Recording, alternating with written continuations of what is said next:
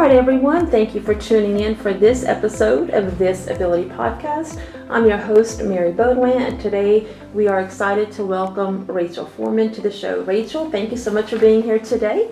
Tell our audience a little bit about yourself. So I am a psychotherapist in private practice in Lafayette. I do see children, adolescents, adults.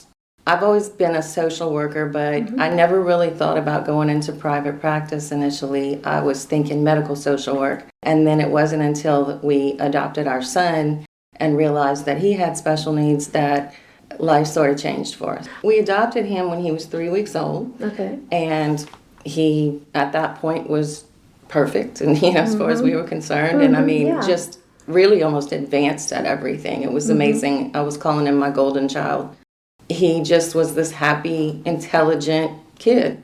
All of a sudden, literally one day, and I know the date, we consider it D-Day in my head. He came home from kindergarten and told me, "Mama, you need to take me to the doctor. Something's wrong with my brain." And he was very articulate. I was thinking, okay, did you get in trouble today? Yeah. Do you have a headache? What does this mean? Did the teachers reach out to you or anything? No. Okay. It was literally just this one day. It was November 13th, 2007.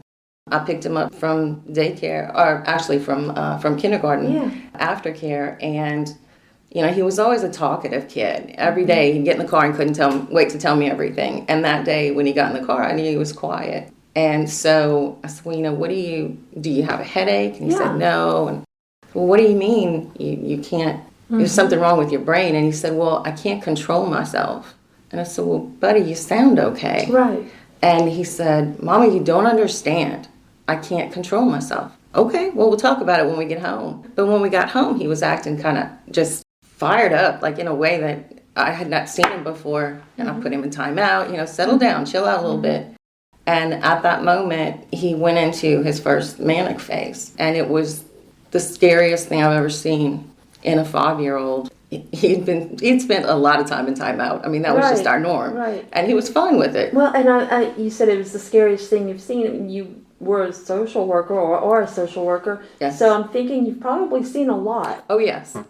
And more in adults. This was a kid I've known, since he's 3 weeks old, and this was so far out of character. It was, it was shocking. My husband and I just looked at each other because he was sitting there and almost vibrating. And, he never even minded being in timeout. It wasn't an issue. Right. And all of a sudden, he started banging his head against the wall, screaming, help, and then got up and ran down the hall and was saying, call the police, tell them to come and get me, tell them I'm bad. And so we just followed him, and we found him in his bedroom with his head under the bed. And I just got down there, and I was begging him to come out. Matt, what's going on? Are you okay? And he started kicking at me, saying, Mama, get away from me. I don't want to hurt you. And that was the beginning of it. Was he having any type of headaches or any type of physical pain? Or it was just No. more mental He had gotten aspect? in trouble that day at school, Okay. Come to find out. And he had never been in trouble at school before. And all that happened was that the teacher, he was feeling super energetic and kind of probably ramping up into a manic episode. Yeah. And the teacher was telling him to sit down, and he said he couldn't. And so that was the first clue that something was wrong. And then that night, everything went crazy. So I called the pediatrician at 6 o'clock at night, hysterical. I remember looking at my husband and saying, I don't know what's going on, but I think our life just changed, because it was just one of those moments that you knew. The pediatrician just said, look, just get him out, calm him down, give him Benadryl, do whatever you got to do, get him to me in the morning. And so we did. And I told him that night, I said, Matt, whatever's going on, we're going to fix this, I promise. Yeah. So I put him in bed with me. We woke up the next morning, and he immediately sat up and looked at me and said, are you taking me to the doctor? And I said, yes. And that began a whole new life for us. At that point, he was diagnosed with pediatric bipolar disorder. Is that correct? Yeah, well, we were so lucky in that the doctor that we had him with recognized it. And he told me then, he said, I think I've seen something like this before. Because he knew Matt, he knew how out of character this was. And he said, this really kind of looks like bipolar disorder. I'm a social worker, mental health specialist already. And I said, no way, he's too young. I've never heard of it this young. I feel like I would have known something by now if that was going on. I honestly thought he might have a brain tumor or something. Right. I mean, there's something going on in there. He had told us that the child had ADHD. We knew that. He had some hyperactivity. And I said, what if it's the ADHD that's making him feel out of control? Maybe he feels like that's taken over. And the doctor said, that's possible. He said, we could try medicine for ADHD. And if it is that, then it probably will help. He said, but if it's not, if it is bipolar disorder, that medicine's going to make him worse. Okay. How did that make you feel? I felt like we have to try. And so we did. Okay. And within about 24 hours, he started hallucinating. And it took us 18 months to get him back down. Wow. Yeah. Oh, my goodness. So how long was he on the medication? A couple days. Yeah. And then it had this very long-term effect. Oh, yeah. That sounds like it was just a bad experience. Oh, it was the most horrific thing I've ever been through. Yeah. I've lost parents. I even lost a baby. It was like, I remember I was trying to tell somebody what this felt like. And I said, it felt like somebody came in and took my child and gave me another one that looked like him, but I don't even know this child. And it was so scary. And at the same time, I'm missing my child that I knew. Nobody knew what to say. Nobody knew what the prognosis was. It was still very new. There were still so many people saying, oh, kids that age can't even have bipolar disorder. And so we didn't know what to believe. Is this something that is hereditary by any chance? Yeah. Okay, it is. We're pretty sure it is. Yeah. Like I said, we were so lucky to get somebody who recognized what was going on, because the average back then, the average time between when a child started showing symptoms and when they actually got a diagnosis of bipolar disorder was 10 years. Oh, wow. Yeah. That is really why I think back then the prognosis was so poor for kids who got diagnosed with this, because over that period of time, they not only were feeling socially isolated, but were being judged by everybody else as that's just a brat. You just need to spank them. You just need to do this. They, a lot of times, would turn against themselves and feel, what is wrong with me? Why am I like this? Maybe I'm a bad person. And so in most of those cases, either they would just say, okay, maybe I am a bad person and end up in jail, or they couldn't live with that fact and they would hurt themselves. How did this affect his schoolwork? Oh, God. Okay. So, yeah, he was a straight A student. Okay. He was just, like I said, this little perfect little child. So when it started, he was holding it together at school.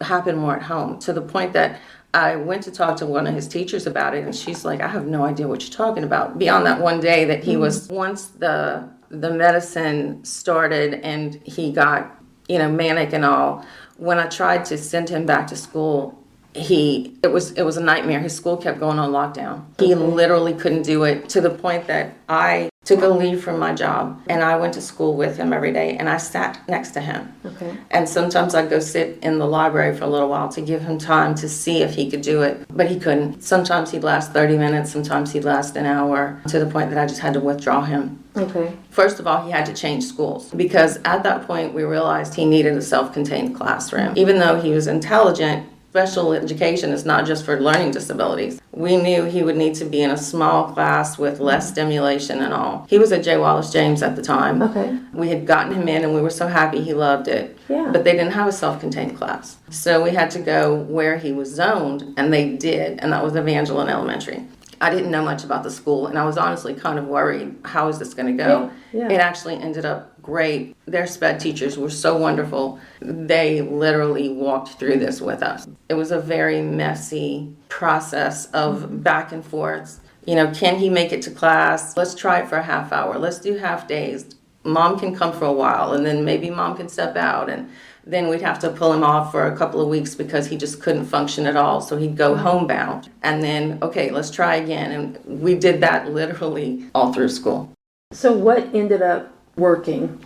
Being homebound, or was he able to go back to school full time? Yes. He was always able to go back, at least for a while. One of the things that happened, we first got the diagnosis. Like I said, I wasn't really even convinced that's what was going on. So I actually quit my job, which in itself was hard because they were my friends. They were my support. It was some grieving over that. At the same time as you're grieving over your child and terrified, I started looking for other places to go. I got on the internet and found where were they doing research on pediatric bipolar disorder. And I found at the University of Texas, I think it was at Galveston, there was a doctor there researching it. And so I called the department and got his secretary on the phone and cried until she said, bring him tomorrow. So we picked up and left, went to Galveston, met with this doctor. And they started trying different things. They were thinking possibly it was something called PANDAS, a neurological disorder some kids get after they have strep. And it mimics really severe psychiatric conditions. And Matthew had just had strep. And so we thought, okay, maybe we'll try anything. So they tried him on the antibiotics and all, but it didn't pan out. There was a psychiatrist in town that we had been told was good. He couldn't see us until February. This happened in November. So we kept looking around, and we finally got hooked up with a doctor in Baton Rouge, Dr. Joseph Grazafi. And to this day, we think he hung the moon. He walked it with us too, every day. And between all of us, we tried different medication regimens until we found something that I remember calling him. I'm have to not cry. Yeah. I remember calling him and saying, I recognize him. Something's there. He's coming back. Good. That was the process that we stayed in for years. I did a little research on you and your family, and you had mentioned in an interview with Lauren Jeremy that you realized how few resources that are available for families that are facing pediatric bipolar disorder diagnosis. What gaps did you notice specifically? Information, first of all, that people knew and understood what it was and what it looked like, that they understood how it presents and plays out differently in children than in adults. And that was among professionals, among teachers, some doctors, and just the general public. Right. Because when you have a child who suddenly is diagnosed with cancer or something horrible, some catastrophic illness, people may not understand it, but they understand that they need to help you. Yeah. And that they need to be there, and they have compassion for you. They have compassion for your kids. They kind of come around and say, can I bring food, or what can we do? Let me do it. Thank God they do. But that doesn't happen when it's a mental illness. They disappear. They run. They have no idea. And half of them don't believe it. Just say, give him to me for a week. I'll fix him. He's just pulling your chain. He's fooled you. There's nothing wrong with him. It was so hard to deal with because sometimes it's family, it's friends. Now, the isolation was probably the worst part of it. What I wanted to do was try to be kind of that person that somebody can come to when this happens to them and say, you're not crazy, you're not a bad parent, you don't have a bad kid. Let me tell you how we got through it and maybe it can help you. And we sort of just support each other because as parents, you have to take care of yourself because this can absolutely tear you apart. Your marriage, your jobs, your relationships with everybody else. And you're so scared and you're trying to protect this child and help them. And at the same time, you're having to defend them and defend yourself in every decision that you make with people who it's so easy to call the shots from the cheap seat. They're not there every day. You're out in public and your child is maybe throwing a tantrum, and so you just get down there and you're trying to calm them down, de-escalate the situation. And people are walking by going, well, it's your fault if you let them get away with that. And they don't know that your child was suicidal 15 minutes ago. They don't know what's going on. People can be very judgmental, unfortunately. And I have to admit that I had some of that in me. Not that I would ever say anything, but I remember before I had kids, walking through stores, seeing ladies pleading with their kids to get up and stop screaming and thinking, oh my gosh, I would never put up with that. And I said, I think God has a sense of humor because he tapped me on the shoulder one day and said, watch this. There you go. Yeah. I'm going to send you this little one. And, that came with SWAT team and school lockdowns and, rolling around the floor was the least of my concerns at that point. Right. So never say never. And you also started a local support group, yes, right? Yes. All right, so can you tell us a little bit about it? Yes, and I would love to say it's still going now. It's not. I eventually walked away from it when I got the practice going and all that because I felt like my attention was better served there. Sure. And luckily now it's not as necessary because there is There is a lot more when it comes to resources that are out there now. Yeah, I spoke to some of the pediatricians in town and told them, if you have kids that are diagnosed with this, give them this information. I did it out at the family tree for years. It was for the parents to just come and talk about what they're going through and what the challenges are. And we would talk about doctors, medicines, or, when my child does this, this is what I've tried and it's worked. Or how to write the letters that you need to the school system. Or have there been any particular, from other families, impactful moments or success stories that you've heard from the group? Or just anyone that's reached out to you that says, my child was doing this and now things are better? Yeah, I see a lot of them in my practice, unfortunately. Okay. Yeah. And, not just from here. People will actually drive in from Lake Charles in different areas because of my background with pediatric bipolar disorder. And so I have seen a lot of kids with it. And, I love everything that I do with my job, but there's something about that that's so close to my heart. Sure. Yeah. There was a time when we had been doing this for a couple of years, and Matthew was doing everything we told him to do. He took his medicine. He went through the motions. He was miserable. He was not getting better. He did get suicidal one time and told me he wanted me to kill him because he didn't want to live like that anymore. There were times that, our only hope was just to keep him alive until he was 18, because at that point the statistics were not that great, that so many kids would try and commit suicide before their 18th birthday. I remember a day that was particularly bad. It had been just going on all morning, having to hold him down, try to stop him from hurting himself or somebody else. And we were leaving our house to go to Winn-Dixie. I remember backing out of the driveway and thinking, maybe a truck will hit us on the way to the store. And it'll just be over, and he won't have to go through this anymore. It'll just be over. And not that I would have ever done anything, but that was the most comforting thought I had at that moment. I think what I like to do is tell people, listen, I think I have seen about as bad as this gets. We got it better. Yeah. He's better. His life is better. So I know if we can do it with him, we can do it with your child. Right. And I can tell the child that too. We have never found somebody that we couldn't at least get it better. So we will walk with you. I think that your story is very relatable. There's people that are listening that are probably like, oh, wow, she just expressed things that I've been feeling. Oh, yeah. Sometimes people don't articulate that. That's a very real moment. It's scary to even admit that happened. Absolutely. I can't explain how lonely this road is. Yeah. And how good it feels when you can come to the other side of it and say, wow, we got through this. It's like you want to scream from the rooftops. This is doable. Yeah. You can get through this too. You also wrote a book. Yeah. So tell me about that. That actually was kind of Matt's idea. This Dr. Grizafi, when I say he walked it with us every day, he really did. What he had us doing was we would keep a record of everything he was taking, dosages and all, a record of how he reacted, everything that happened that day. At the end of the day, I would email it to him. Okay. And every day, this went on for years, every day, he would, okay, what's going on with this? Sometimes he'd respond, sometimes he would just keep them.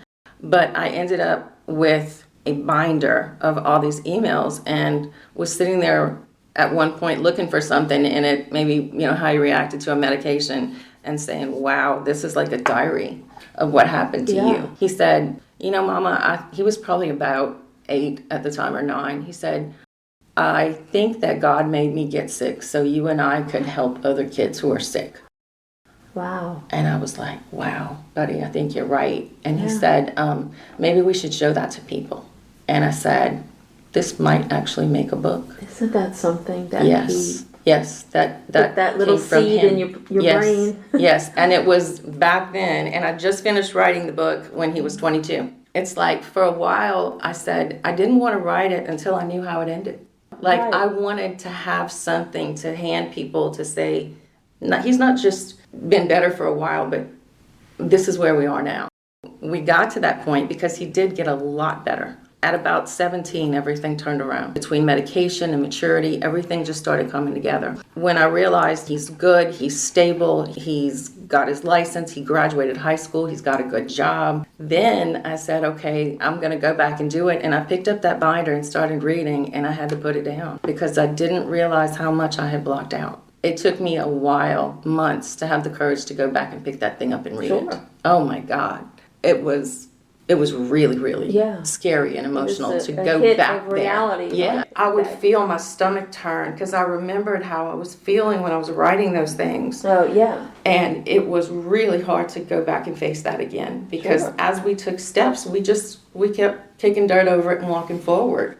And to let ourselves go back was really scary. And my husband kind of went through the same thing because I had him read over it. What I did was I put all that together. I wrote an introduction. Then I have the section of the correspondence over a few years just to show people on a daily basis what it looks like and what it does to a family.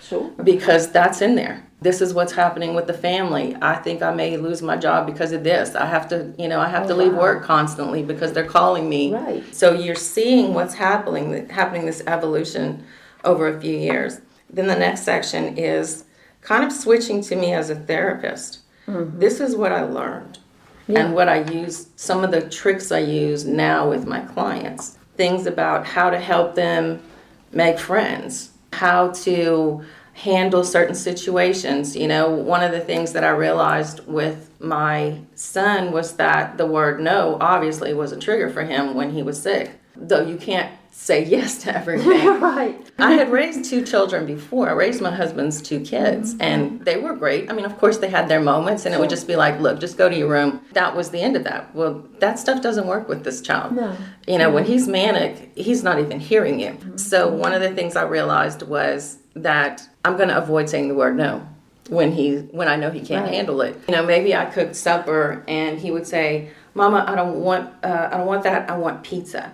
And instead of saying, no, we can't have pizza, I would say, you know what, that's a good idea. I'm going to order some pizza Saturday. And it's like, it would almost confuse him. Because he would kind of look at me and go, well, I don't know if that's good or bad. So there are some of these little tricks, and there are other, much bigger things. And like when we go on vacation, he would always want to play with other kids. Those social skills were kind of rough with. So we always made sure that we found out what was the coolest toy out right then and got it and had him bring it with him to the pool or the beach. And then other kids would see it and say, wow, that's cool, I want to play with that toy. So they'd come play with him. It was this constant thing of every day, here's the challenge, here's what we're going to do about it. And so those are a lot of the just things in the book that are just there. And then the end is sort of what's been going on since. I sent it to an editor recently and kind of sent it back and was telling me that he would kind of move some things around, and also that's what I'm doing, but I really would like to have it out by the end of the year. Okay, so it's not published yet. No. Do you have a title for the book? I think it's going to be called Unstable. I like that. Yeah. And it's very raw. Yeah. It's very raw. In fact, I had to go back and ask Matthew, are you sure? Are you comfortable with people knowing this? Because there's a lot. Because that's a very personal thing to put your story out there. Yeah, and some of this is very messy and very personal, and this is in the book.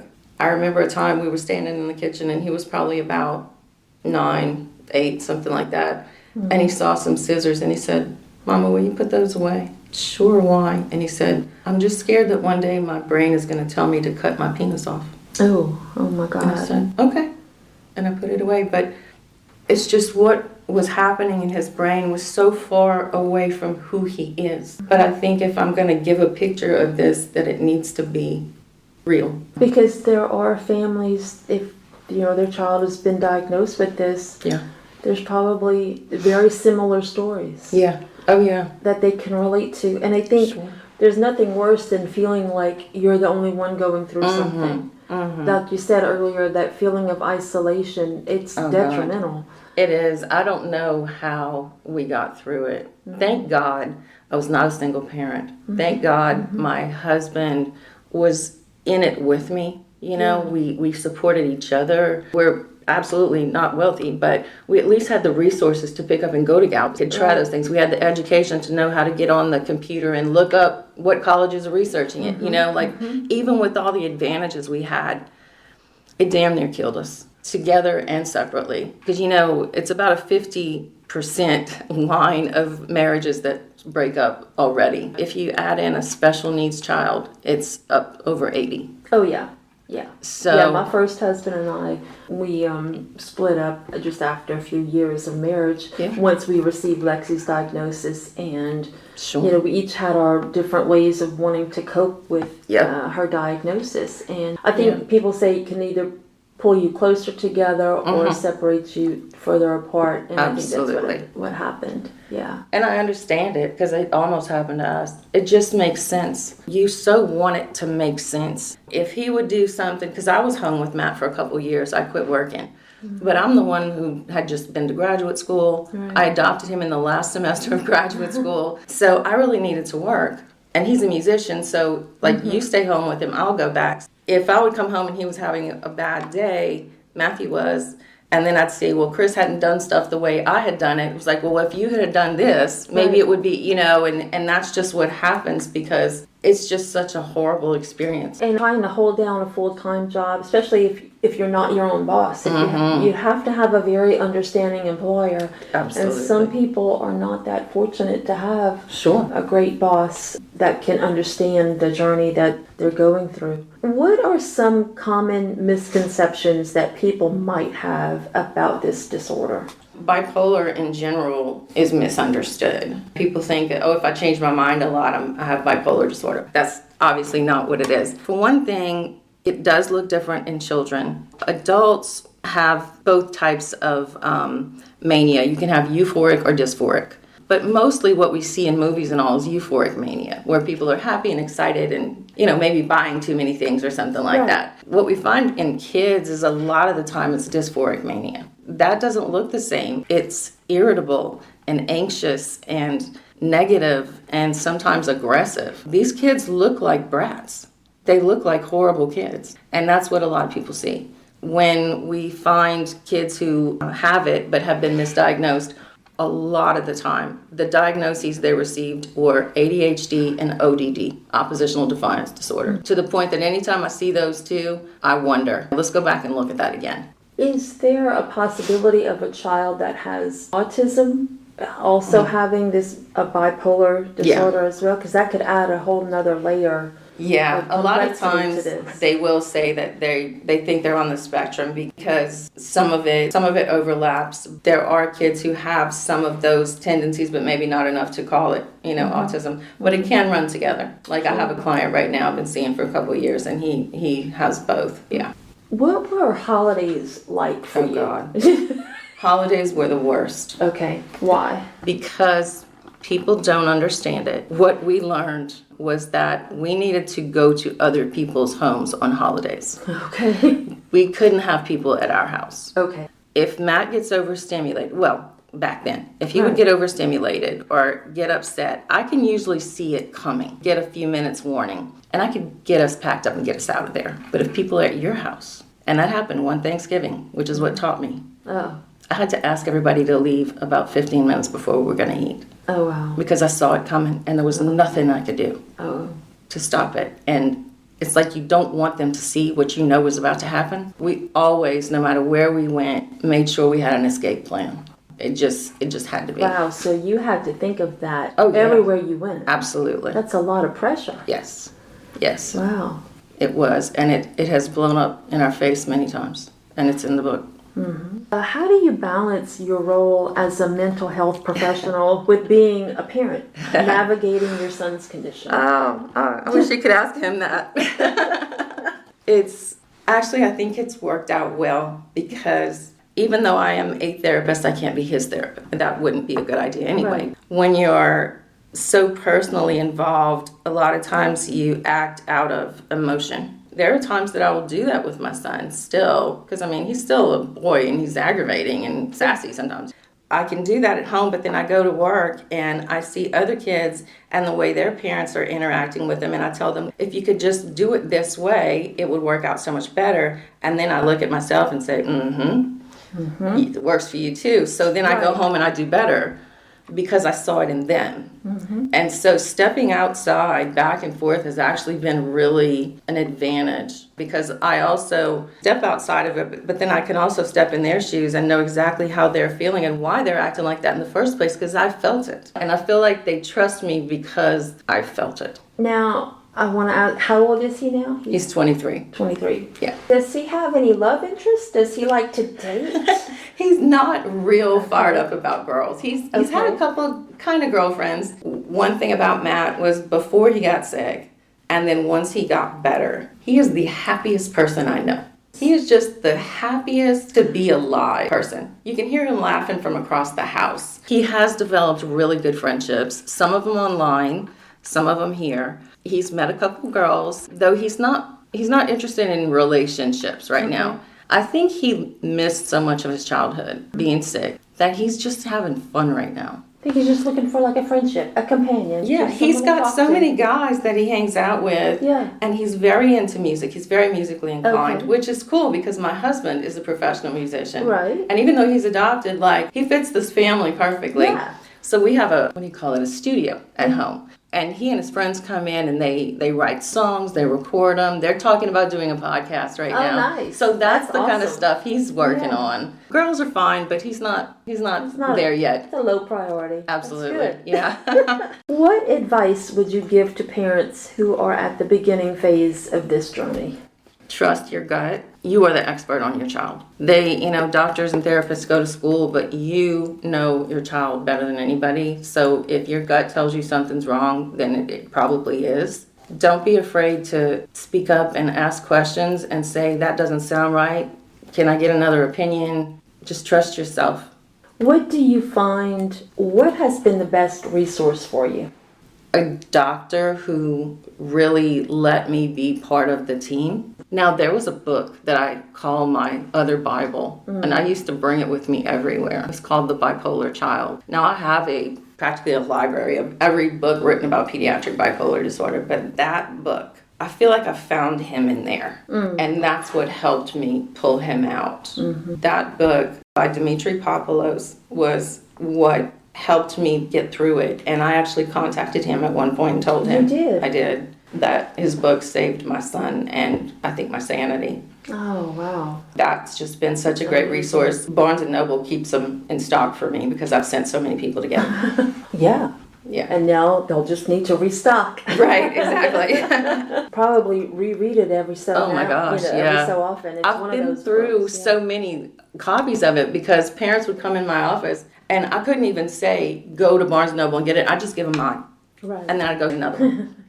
Because it's like, read this. This is your beginning. This is your first step right here. What's one message that you'd want parents to leave with, or caregivers who are listening right now? What's something that you want them to know about this disorder? One of the things that's bad about it is the stigma. I always tell my clients that we call bipolar disorder a mental illness, but it's really not. It's just as physically and biologically based as diabetes or high blood pressure. The symptoms are behavioral and mental. Right. This is a physical illness. It says nothing about your character. It's not something to be ashamed of any more than you should be ashamed of developing diabetes. I mean, it's the genetic lottery. Letting people know that, I think, is big for the patient themselves and the families to know that this is just something that happens and it's not something you need to be ashamed of. It's not your failure as a parent. It's not their failure as a person. It's just genetic. Looking forward, a few years down the road, what does that look like for you, for your son? What does that picture look like? I remind myself a lot, and my husband, we talk about this, how when we stress about little things, we have to remind ourselves that we prayed an awful lot for a long time, that our son would regain his sanity and just have a normal life. That's all we wanted for him. Just let him have a normal, happy life. Every day, I think we still look at each other and look at him and high five because here we are. I don't need it to end any certain way. just every day that I look at him and he's happy, it's a victory, and that's okay. That's all I ever wanted. So I just want to keep being his mom. Do you consider yourself to be a spiritual person?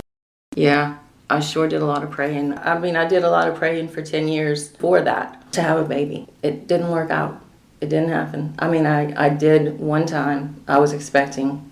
I had an ectopic pregnancy. Mm-hmm. And after that, I just said, I don't want to do this anymore. I asked God, tell me what you want me to do. Right. Because I've been beating my head against this wall for a long time, and it's not working.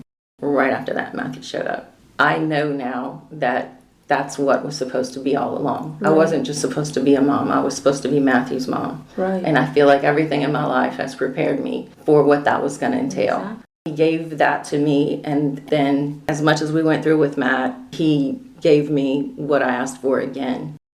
I know Matt was adopted, so what was the adoption process like for you? Was it pretty seamless throughout from start to finish? No, that was a journey in and of itself. That's a whole other podcast that is episode. A whole other podcast, yes. And it was also complicated by the fact that we're different races. Matt is black.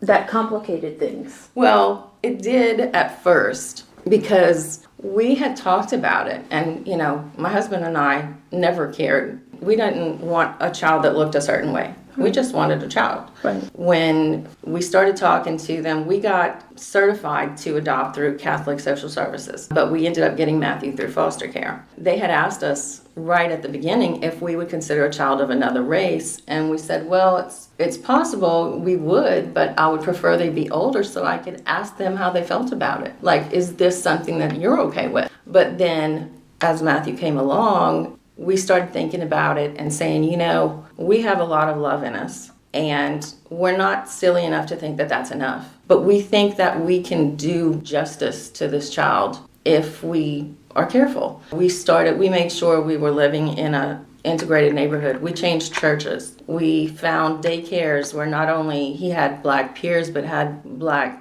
role models. That's awesome. And that was one thing that's always sort of been there for us. No, the process was pretty hard, and there was a mistake done after we had been seeing him for a while, and he was supposed to come into our home. It was actually my birthday, my 33rd birthday. And we got there and they said, we realized there was a paperwork mess up. He has to stay in foster care another 6 weeks. Oh. And that was so horrible. We were constantly going over there trying to see him. We would sneak him home every now and then for nights, and we were trying to bond with this child who had to stay over there another 6. It was rough and bumpy. You'd definitely do it again. It was the best thing we've ever done. Yeah, absolutely. Rachel, I want to thank you so much for being here. I have learned so much, and I know our listeners have as well. You're a huge inspiration, you and your family, so thank you again for being here. Yeah, thank you. Right, thanks for having me.